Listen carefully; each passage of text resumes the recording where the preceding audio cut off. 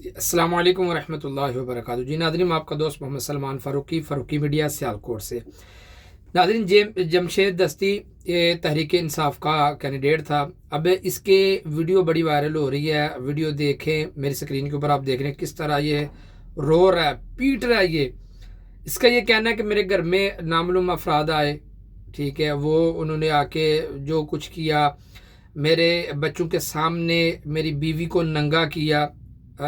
یقین کریں گے، الفاظ زبان پہ لانے کے لیے بڑا جگرا چاہیے۔ اللہ بہتر جانتا ہے۔ اگر مقامی پولیس نے بھی کہا کہ نہیں، اس طرح کی بات نہیں ہے، اور تحریک انصاف کے لوگوں سے یہ بعید بھی نہیں ہے کہ یہ لوگ اس طرح کی اپنے متعلق، اپنی فیملی کے متعلق یہ اس طرح کی باتیں یہ کر سکتے ہیں۔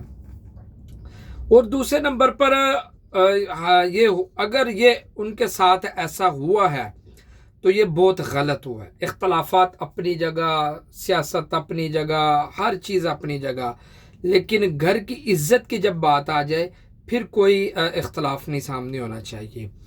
اور آپ کو یہ پتہ ہے کہ یہ اگر میں یہ کہوں کہ اگر میں ان کے ساتھ ایسا ہوا تو مجھے خاموش رہنا چاہیے، میرے خیال سے یہ سب سے بڑی نکمی اور بغیرتی والی چیز ہے کہ خاموش نہیں ہونا چاہیے۔ کل کو یہ وقت ہمارے اوپر بھی آ سکتا ہے، کیونکہ ہم کہتے ہیں، ہم بھی حق کی آواز بلند کرنے والے ہیں۔ جو لوگ اپنے راستے میں آنے والے مقابل کو، جو راستے میں آنے والے اس لیڈر کو، اس یا راستے میں آنے والے اس کانڈے کو اگر وہ ختم کرنا چاہتے ہیں تو یہ لوگ اس قدر اتر آ جائیں گے، یہ ہم سوچ نہیں سکتے تھے۔ خدا را یار، یہ جو نظام ہے نا، اس نظام کو بدلنا ہوگا، ہمیں اس نظام کے خلاف اٹھنا ہوگا۔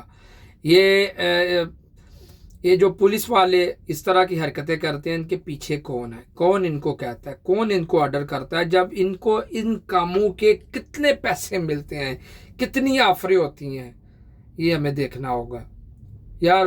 انتہائی یار، کیا یار، ہماری پولیس والے یا یہ اس طرح کے کیوں ہمارے ملک میں ایسا ہو رہا ہے؟ جب تو مقابلہ نہیں کر سکتے اور گھر کی عزتوں کے اوپر ہاتھ ڈالنا، یہ انتہائی قسم کی بغیرتی ہے، انتہائی